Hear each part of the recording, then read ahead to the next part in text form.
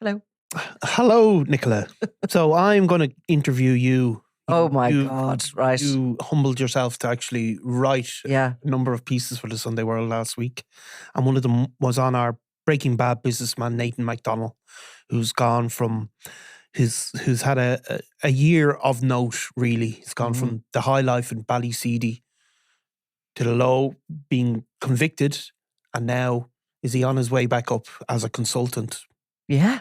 For the prison. Yes, For Portlaoise Prison, of course. yeah. So, yeah, I mean, look, this is a great story in many ways. And it's funny, Yeah. and yet there's a serious Yeah. aspect to it as well, because I do think that, rehabilitation and giving prisoners some sort of hope and treating them, Yeah.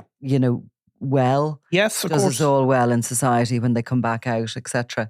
Anyway, the D block in Portlaoise Prison, which I know nothing about. Yeah. It was clearly knocked down at some point, or it no longer exists. It was the oldest kind of block. I think there was a lot of complaints about conditions in it.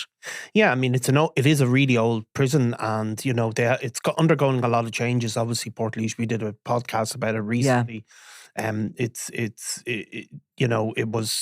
Things are changing in there, and certainly to do with the Republican prisoners. So the old D block now has these polytunnels. Yeah. So they are, apparently they all blew away, by the way, in the storm. Yeah. And a lot of people are, wondering whether they're insured and all that. I was listening to somebody on the radio and they were growing something in them, and they described them when they ended up like a mass of spaghetti. Nice. But nonetheless, they are where you grow under, aren't they plastic or corrugated plastic? Yeah. And you can grow anything. Mushrooms and things like that. Yeah. Yeah.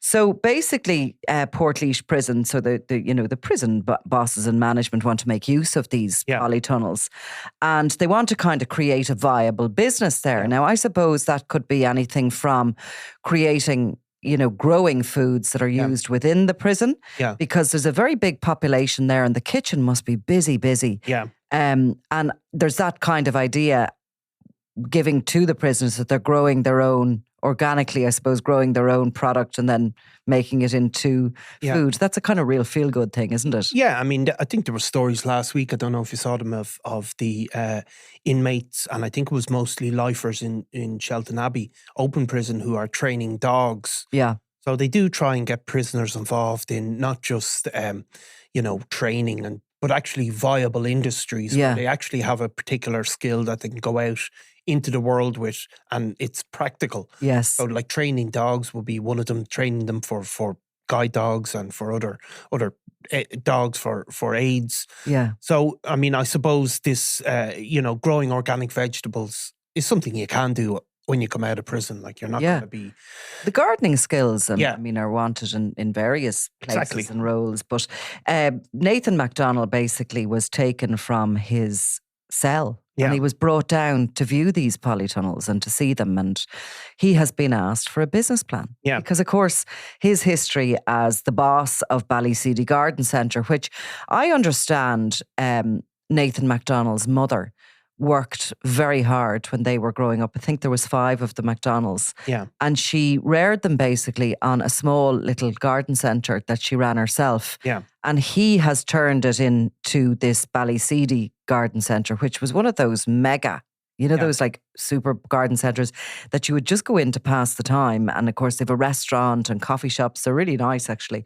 And they sell household gear and plants and flowers and all sorts of things like that. Yeah, and he became obviously an expert, Nathan McDonnell. I mean, the reason we're talking about him obviously is because he's pled guilty in connection with a massive crystal meth seizure. The biggest... Far cry from his gardening and his business background, but... the biggest... landed him in Portlaoise, of course. The biggest crystal meth seizure in the history of the state, in fact, and, it's links to Mexican drug cartels. So that's what he's behind prison before. But before all of that, and we've used some of the pictures, like Nathan McDonnell wasn't just a businessman. He used to come on various afternoon shows on Virgin Media and RTE and places and offer sort of gardening advice.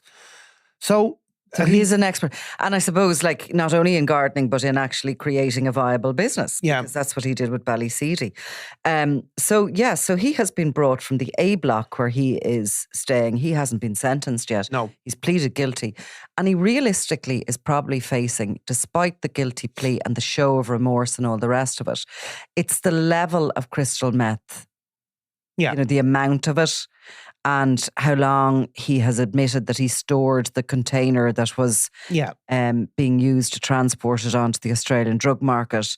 It's not a victimless crime, and particularly crystal meth is a really class A drug that we don't see so much in this country. But it will be unlikely, I think, that he's going to walk with a suspended sentence. Oh, I think there'd be very, very little chance. I mean, I think you'd be starting off at a very minimum, working back from a 10-year sentence, in which case then they'll start to take into account various issues. For example, he has no convictions, I would imagine, or certainly nothing significant. So he will get some credit for that. Also for his early guilty plea. Like he pleaded guilty before he was supposed to, nearly, didn't he? Do you remember? We were kind of a bit confused. He sort of didn't really understand the assignment with the whole legal process, and had sort of indicated to was it to the Gardaí that he was going to plead guilty before he spoke to his solicitor on that? Exactly. And the solicitor said, let's wait. But so, I mean, those things will certainly be taken into account.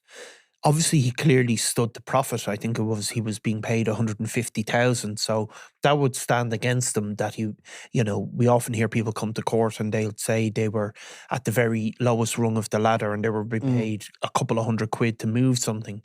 He was clearly going to benefit significantly from this drug seizure. He wasn't storing it under, well, we've certainly never heard about it being stored under threat or in order to feed his addiction. He clearly wasn't the main mover in it, but he stood to profit from it very significantly. So that'll be held against him, we would imagine. Obviously, the Special Criminal Court will decide the sentence, but for a drug seizure of that amount, he certainly would face a custodial sentence. Now, he's been in prison But he's essentially a remand prisoner, which is why it's so strange for this to occur within the prison service, because usually they would wait to sentencing to know how long somebody was going to be there. Remand prisoners aren't really kind of brought into the running or the day-to-day kind of organisation of the prison. But he has been brought down and he's been asked to go away and write a business plan. Now, when you mention it, he needed the 150,000 for what? I wonder how the business was going. We did see that, didn't Ballyseedy, did he step down as a director of it? He stepped down as a director, and there's been various changes to the business structure like that, and he has fully stepped away from it now at this point. But, for its survival probably, because, you would wonder, would people, when somebody has been caught up with essentially the Sinaloa cartel and to profit from the drugs that they were hoping to ship out to Australia via Cork, people would sort of react to that and maybe not. Well, certainly there was, like, if you remember him being brought to court for the first couple of occasions, there was such an incredible local interest. Often with drugs charges, people certainly want to read about them, but you don't get a crowd amassing to see them being brought in. And I think that was a recognition of Nathan McDonnell's stature in that community. The fact was that he was involved in these local business groups. He was a very high profile guy. So it really struck home. He was a sort of big social media presence. So I suppose in the prison system, they do, when they're dealing with the reform of inmates, they do sometimes try and use the skills that they have in the outside world. So if people have a certain education, they can be involved in educating other prisoners. And they have a certain interest. I mean, do you remember Clifton Collins? Yes, yeah. That story, because he was growing cannabis for years very successfully. Yeah.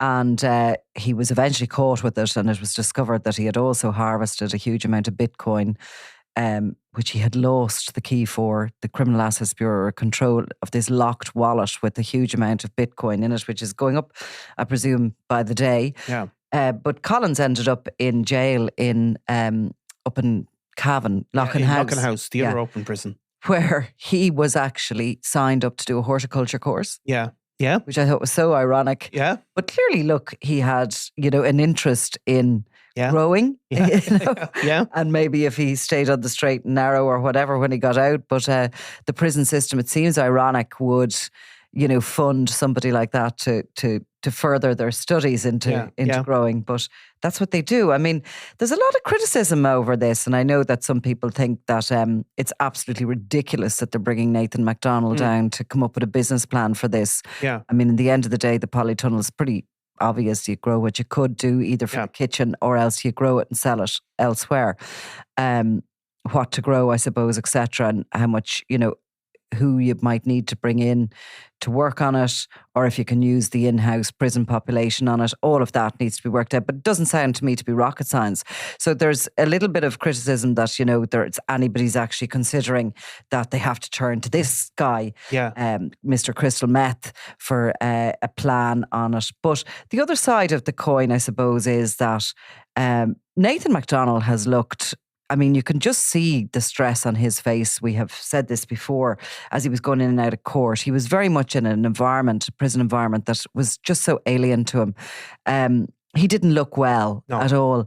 And it's up to the prison, I suppose, as well, to deal with people's mental health, with their welfare and all the rest of it, and to try and provide them with something to do to alleviate the boredom, maybe to help them focus positively on the future and towards the end of whatever sentence they may get. Yeah, of course. I mean, it's to be encouraged. I mean, in Lock and House, don't they have a car wash service, I think, that the prisoners run? They have a little coffee shop as well. Yeah. So, I mean, these it's the practicality, I suppose, that people need to be given away when they come out of prison, that they have gained something that they're going to be able to put into use. Certainly, people coming out of prison, that's that first year after they leave, after a lengthy sentence, like that's a very critical phase where they can either go one way or the other. And if they have a practical skill, that can be translated into work, because obviously somebody like Nathan McDonnell, like he's never going to go back to an anonymous life. He's going to be infamous for the next period of time in his local area in particular. So, the prison service have to provide people with a route out of that. And sometimes... Now, having said that, Nathan McDonnell is a different kind of a prisoner, because he has the support of his family. Some of his family members travelled up from Cork, his father, Mike McDonnell, his sister, Naomi, for what was, they believed to have been the sentencing before Christmas. It's been put off, actually, to when? Yeah, I think it's due the next few weeks, isn't it? But he has the support there of a family. He's obviously from a different sort of place than most prisoners would be coming from. I suppose more impoverished kind of backgrounds than he would have. He's a very privileged guy, has had a very privileged life. Perhaps some may say he worked very hard for what he created. Others question how he got involved in this and whether or not there has been no suggestion to date that this was part of, a series of these shipments that happened. But mostly it would be very lucky if the guards stumbled upon this the first time it ever occurred. Not saying that he has already pocketed money in this regard, but, some people would suggest that his success maybe came from different places than just pure hard grind. But he definitely has a supportive family there who are, they've enough basically probably to bring him back and keep him going. It's not like he's going back into sort of probationary homelessness, or he's going back to a sort of a place where he's surrounded again with criminality and likely to offend. He is lucky in that way. He is lucky. Absolutely, he does have that support to go into.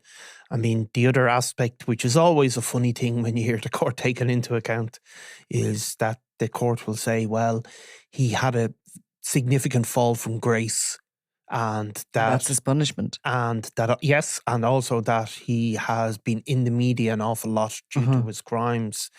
Now, you might say, what's why should the court consider that?